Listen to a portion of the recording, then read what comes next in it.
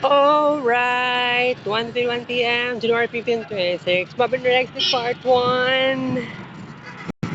Alright, actually, Mabin Vlog na ako karon guys sa downtown area sa Davao City, and I have a freedom to travel. So, lapas na ang oras na ako guys para sa lunch break, lunch time. Supposedly dapat mabalik ko dito sa trabahuan sa ComLab 8 and ComLab 9. Just give me more time to go here and mag-discuss tayo something. Kasi ginagmay lang, and I hope na sa ingani nga situation, kumpara nimo sa first company, kining ikaduhang company nga giatuan ako, mas nakahatag siya sa kuha og sense of freedom. Ako pa gid ang gihimo nga supervisor sa mga ICT nga interns. So I'm so glad, I'm so happy kasi kining ingani nga experience bihira lang gid ni may tabo sa kuha. Ikatong nag-intern ko ato, grade 12 ko sa una, dito sa may Rojas Boulevard nag-intern, wala sa eskwelahan mismo. So I'm just wanna say this to you, I'm very happy kasi ikaduhang adlaw na ko ni karon, and katong kagahapon I am completely lost. Wala ko'y confidence na ako'y anxiety.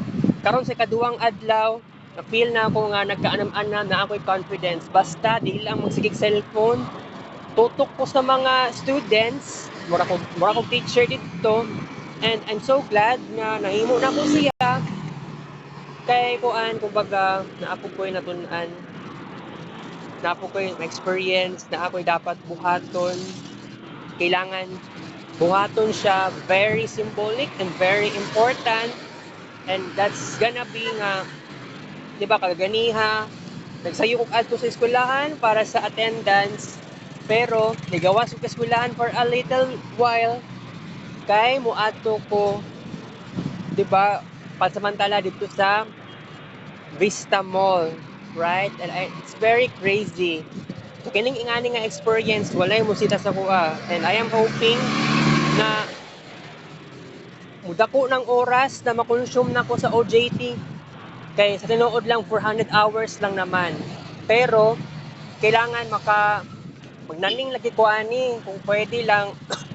Kung pwede lang di ko magnaning, walay problema. Baka 10 hours unta ako karon, sige lang, or ugma 10 hours di dapat ugma. Pero karong adlaw dili gyud na siya 10 hours.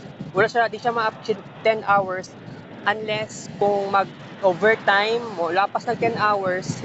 Tomorrow na ako ugma. Sabado wala, kay walay klase ang para sa ICT. Sa Sunday na ay ICT nga klase, sa Sunday class mga ingana. So I am hoping na kining ingani nga experience ako'y magbantay dito, walay problema na. So go lang tayo guys, and I am hoping na